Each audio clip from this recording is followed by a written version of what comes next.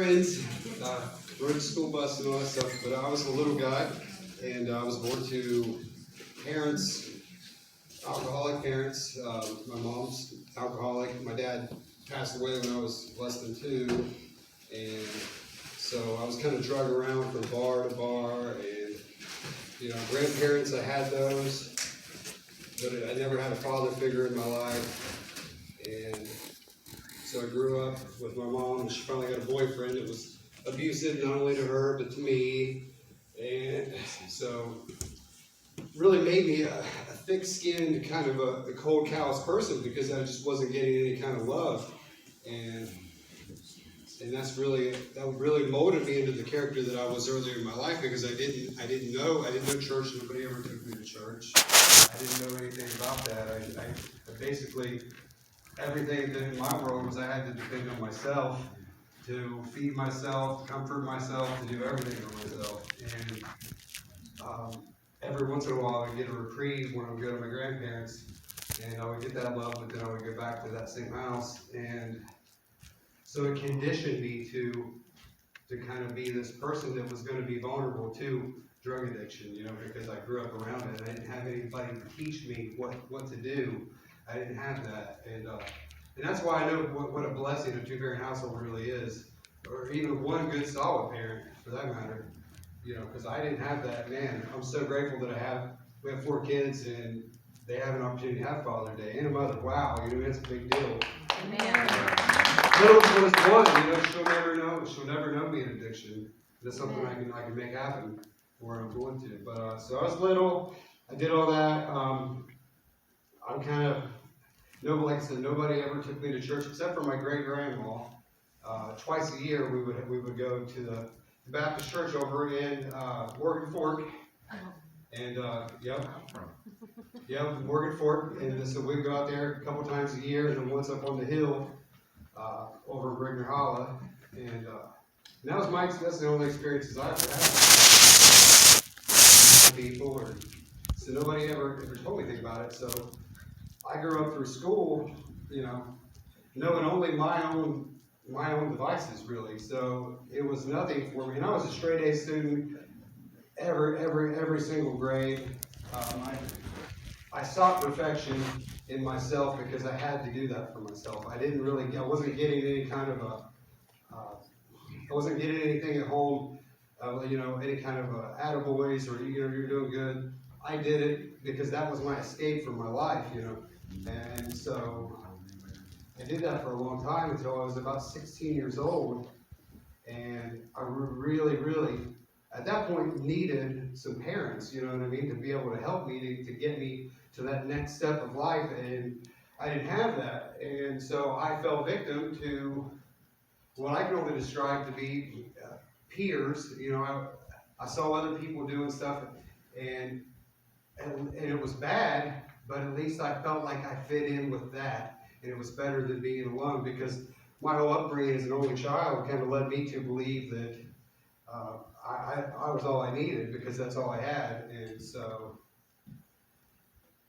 what happened was I fell into drugs and ruined my chances at college, even though I did go. And of course, started off with alcohol. I thought it was a good idea to be a drinker and socialize and have fun.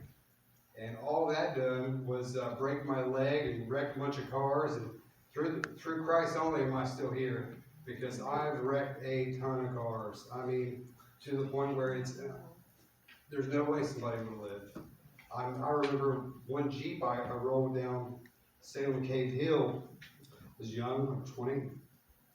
The whole thing was smashed. The whole glass in the hood and everything was smashed into the Jeep, like down into the seats. And somehow I came out of it and I just got a scratch over my shoulder. Unreal, And so God had a purpose for me, and I didn't know that. God's had a purpose for me for a very long time. Yes, absolutely. Yes. Read my mind. I can't be along with that. But I'm super grateful, and I'm glad. Thank you for letting me tell the story. I never really got to tell anybody about it. So, like I said, nobody ever introduced me to Jesus ever. I didn't really have that except for when I was young. But I remember distinctly, I was probably about 19 to 20 years old when I was visiting with my grandparents. They had a fire stove and they had some wood out there in the yard and it needed split because they had some bigger pieces left and that's all I had at that time. And so I thought, well, I'm going to go there and split this wood. Well, my grandma had a clothesline that ran across the yard.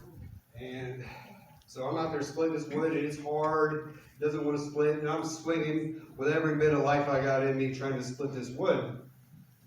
And I just kept moving around and I wasn't paying attention that there was this clothesline right there.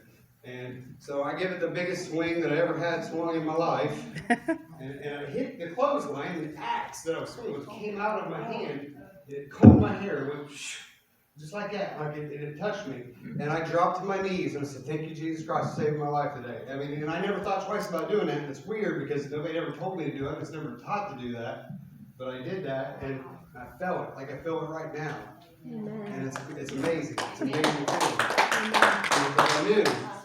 I knew, but I didn't know enough. You know, I knew that feeling was real, but I didn't have the right people around me to be able to mold that, you know, and make that you know come true. Because once again, that's all I knew was me and my thoughts and my actions were all of my device. You know, I never would have thought to ask God for help or other people or where would I go to church because I just didn't know. And so that's a lot of my story. So it conditioned me to think, well, I know best. And I took that experience. I actually got saved for the very first time after that. And stayed because I was using, but I stayed for 6 months. But I'll stand here and I'll admit to you that I did that on my own self-will. I did that on my own self-will, you know, because I forgot that feeling in the yard.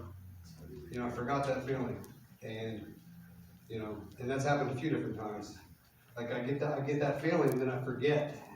That seems to be a case with me. Like I feel God's presence, and then I'll leave it because once it starts feeling good, I'm back to the old me of thinking, well, I got this, you know. So using became part of my life again after that, and met Heather, and we had a little boy, and of course she had Devin when I met her, and we used all the time, and I'm gonna tell you, we used through her pregnancy, and our little boy, I mean, there's nothing wrong with him. It's a miracle, and that is something that we can't take any credit for. God kept his hand on not only me, but my family. So we were using, but we tried to get better. We moved to Cincinnati. So she went down there to the First Step house. She was pregnant again with Chrislyn. And she was doing really good. And I moved to the Gateway house, and I managed to string together about 7 months of sobriety. But once again, I did that on my own free will. I wasn't really inviting God into my life. I still didn't understand what that meant to not have to walk alone, you know, because I felt so empowered. But what happens is, and this happens every time, when I do this on my own, I can do it for so long, but eventually what happens, the weight will break you down. I didn't have somebody to help carry that burden. That's something I did differently this time. I know enough experiences. But getting back to that, I had an experience in Cincinnati when relapsed and was using. I thought it was a good idea to do this heroin this one day. Sold the car for drugs and rented it out. And no big deal. Heather was asleep. It's something we did all the time. And Cameron, he was little. He didn't go to school that day. A lot of days he didn't go to school, but he didn't go to school that day, and for whatever reason, I think it was God, but anyway, I did some of this heroin, and it put me on the floor, and I was unconscious, and he was up there, and our Wi-Fi went out. So we lived in Cincinnati at a Spectrum cable, and our Wi-Fi never, ever went out. Never. So he came downstairs to get me to fix it, and he found me on the floor unconscious. Woke up his mom and said, Dad's down there on the floor, he's not moving. And but God, that's a but God moment, because I'll tell you what, there's no good excuse for why that Wi-Fi went out. That was God sparing me so I could be here today talking to you guys, because I'll tell you, now I was a dead man, and she brought me out. She came out. I didn't stop using it, but boy, I thought about it. It planted another seed. And that's the way my life has been. Like, I have these, I just keep, I've watched a lot of my friends die. I mean, a lot. I've watched so many. I've buried so many. And you know that. And I wonder, like, how, like, why them? Why is their time? Like, and I don't know. I never will. But God has purpose for me today. Because all those times where I was spared to be here and to do something greater. And we have these children. We have 4 of them now, and I wasn't supposed to die in that car wreck, and I wasn't supposed to die by that axe, and I wasn't supposed to die with an overdose on the floor in Cincinnati in the ghetto. I had a purpose, and I didn't know what it was, and I still don't know what it is, but I know what I got to do to figure it out is follow God's will, and that's what I'm doing. My will gets me on the floor in a trap house in Cincinnati, and I remember, I got a Bible right here. This was a huge part of what happened this last time. So we were back at it, and we were living, and at this point we were living on Valley Road up here, and we were using, and life was spiraling out of control. Teresa, we tried to get clean several different times. I'll sit in a chair. All right, it's still official. So, I have tried to get clean many times, but it never worked. And the reason it never worked is because I tried to get clean. It's not because I didn't want to invite anything or anyone into my life that was going to assist me in doing that. Because I had these core beliefs instilled deep inside of me that I didn't believe I was worthy, that I didn't believe that I was good enough. I believed I'd blown it. I believed it was too late. I believed that, I was a lost cause. And the older I got, the more that I believed that, because I was living exactly what I was speaking out. And I've learned a lot this time around. I mean, I'm 37 years old, just had a birthday a couple days ago, and I'm grateful to be 37 years old and just not getting it. That's amazing, So here I am. But so we were living on Valley Road. We were in bad shape, and we got evicted because I had absolutely just quit on our family, and living in a motel. CPS, we gave our kids away. We gave them for drugs. We absolutely did that. And at the time, I could feel just how wrong that was, but I couldn't make a decision to stop that. Addiction is a very insidious evil. It really is, and I consider it affliction. I know that it is considered a disease, but I think that it's far worse than that. Because what happens is, I love Pastor Wayne when he said yesterday, you got to catch that thought, and I can do that now. But once you start using, you can't catch that thought. That you've lost the opportunity to do that. You have surrendered that kind of authority, and so we were living there. We got rid of the kids. He said, "Hey, you guys take them. We want to do drugs," and that went on for about 3 or 4 weeks. And finally, Heather decided she was going to go to treatment, which is what it took for me to go, because I don't know if I had the power to do it on my own. We would discuss like, well, I'm going to go, and then you're going to go, and all this stuff, and it never was the case. But she went, and she went on, I think it was September the 9th, is that right? Mm-hmm. Yeah, September the 9th. And so I thought about it, and I made it in after a couple failed attempts to do so. I just couldn't bring myself to do it. But on the September 18th, I brought myself to treatment, checked myself in to get better. And that's what I did. But when I got there, I was there for about a week. I got a few good meals in me and a couple good nights sleep. I said, all right, I'm ready to go. I did. But there's this guy there, James Parker, and he said, Zach, you got to stick around for the miracle to happen. You got to stick around for the miracle. And he'd say that to me every day. That I said, I think I'm going to leave, because I could have left. I had that offer. They said, well, if you want to go do outpatient, you can. You did check yourself in here and all that stuff. I said, all right, I'm going to give it a, because I don't like people. Me, the old me just didn't know what to do. I'm in a house full of 30 guys, and I don't know. But James Parker told me to stick around for the miracle, stick around for the miracle. And the miracle happened. But when the starting of the miracle was, there was a pastor, Matthew Davis, that came around to Ed's place. And he came and done a Bible study with us every Tuesday night. And he gave me this Bible. And I'd been there about 2 weeks at this point. And never missed a Bible class. I missed one to go watch Tim Ryan's lead, and it was amazing.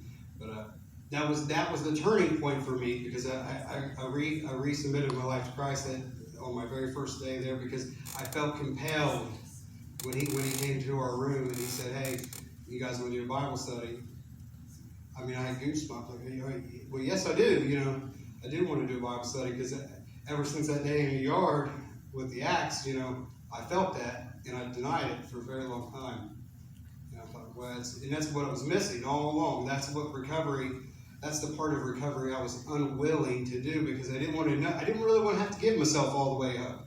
Not 100%, I thought, well, I keep little tidbits of this life that I want to keep, and it sure don't work that way at all. And so I knew, and he taught me so much. I read this Bible every night.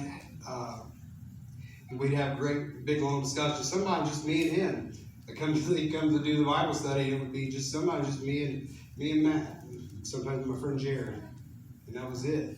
And I don't know if he knows just how much of a blessing that he was in my life, because it really redirected me and recentered me to where I need to be and what I needed to think about and what was important to me. And it's just, God works through people, And he showed up that day. God showed up and informed Pastor Matthew Davis and helped save my life, because that was the first miracle that was going to happen. Was I was able to get my soul back and get my spirit back and be fed and know what I was doing, and not just hope for what I wanted, but to know and to live in that. And so we were there. We were in treatment for a couple months. And we were homeless, mind you. We had a place to go with the kids. And the director of the Recovery Council came up to me and he said, hey, we've got this great opportunity for you and Heather to come and live in this apartment for you with you and your kids. And that's something that didn't even exist. And man, and it was working out. The miracles was happening, because that didn't happen. Like, we didn't have that. There was nowhere for us to go together and be together with our children. And God provided a way in the form of Bill Shepherd and the Recovery Council. I'm forever grateful for that. So we were blessed, and we got to meet Jason Tackett over there. Heather known him for a long time, and so we met Jason, and we met up there at Redeemed. We was going to church at New Beginnings, and there's nothing wrong with that place. It's great. And he had been down here, and he said, you guys, we got to check out this place in Piketon. I really like it. And so we came, and it was amazing. And we loved the energy here and the positivity and the love. You can feel it. You can feel God when you walk through the building. You can feel it. And ironically, this is the place where Heather and I had our very first date. Isn't that right? Yeah. It is.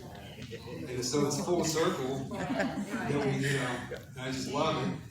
It's surreal every time I sit at that bar and have a sandwich, a bowl of soup. Wow. And what a miracle. That's a miracle. And we've been living this way. So I was doing so well I was doing so well, but I was getting overstressed. I took on 2 jobs, and I wasn't practicing in my faith nearly. I wasn't picking up my Bible like I had been at all. And I relapsed in June. I don't know. It was like something about like the last week of June. And I drank some Kratom, which is an absolutely legal substance. It is, but not when you're an addict. Right. And because I knew it was wrong. But here's the funny part, and this is the part that's pretty amazing. So they called me in for a drug test and all this stuff. I got caught on it. But what's cool is I was at church a few days before here, and I prayed and I had this overwhelming guilt about me that I'd done that. It was getting away with it. And I sat back here, and was sitting that way, and I said, God, I want you to take this feeling I have away from me. Now I wanted it the easy way to happen, but He helped me out. He made sure to let me know that, hey, the truth is the only way that it's going to work, and that's how I was able to get through that. And what a blessing, because if I would have gotten away with that, what else might I convince myself that I could do and get away with? So God really came in and intervened quickly on that, because that prayer came through. It was an answered prayer. Because I sat there and I said, man, I don't want to feel like I feel guilty. We was going to Narcotics Anonymous and AA meetings, and they asked you to clean time. And it had only been like 10 days since I'd used. But I hated it. It was a terrible feeling to live a lie.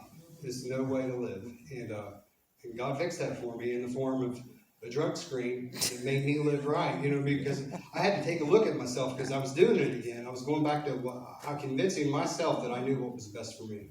And I got away from God's word, and got away from God's will, because that's what was working. And that's what will continue to work.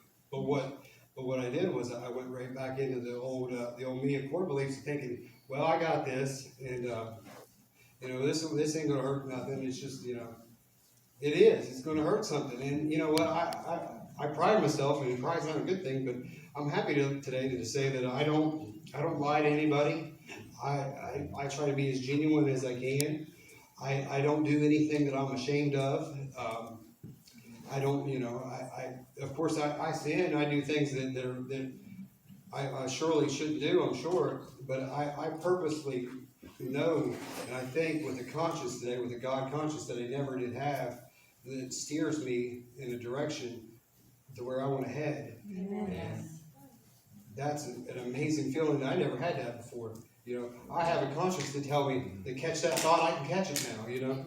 If I start to have a feeling, I can take it captive. If I have a mood that comes over me that's going to be harmful or cause harm to me or others, like I see that now.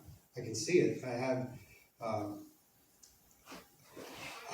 I have a lot more clarity than I ever did have.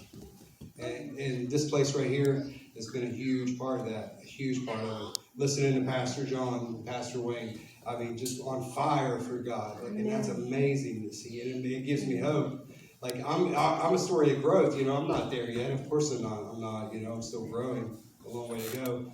But I'm excited to see what God has in store for me.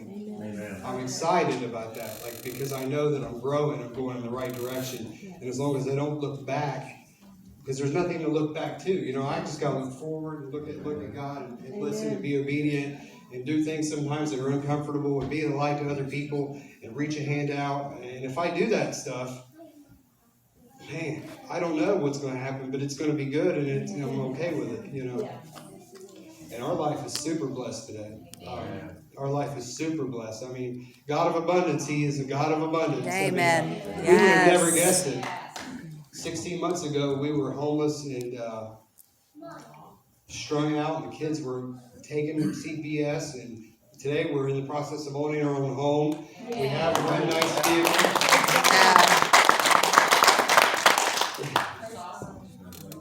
It's just amazing what God can do whenever you get out of the way and let Him work, and you have to believe and walk in faith that it's going to happen. I love what Pastor Wayne says about believing big. That's bold. Be bold. I believe that stuff. I didn't believe it because I was never taught it, but I'm putting myself in a position today to learn better, and that's something that I want to implore to other people. I had an opportunity the other day. I'll end with saying this. I had an opportunity the other day to minister to someone that was at a recovery house, and I knew him, and he went through it 3 times in the last year. And he was like, I just don't know what I'm doing wrong. And I said, well, I know exactly what you're doing wrong. You know, I can come on down to Vanguard, and it's going to get better. You know, and he was excited, and that's who I got that Bible for. And he was excited because he knows, you know, he knows that that's. But when you come to that point when you're ready to submit yourself, and just that's a big deal. It's a huge deal, and if I can help people to do that, man, I feel like that is, that's what it's all about. And so I'm blessed today, and I love every one of you. And thank you. That's about all I got.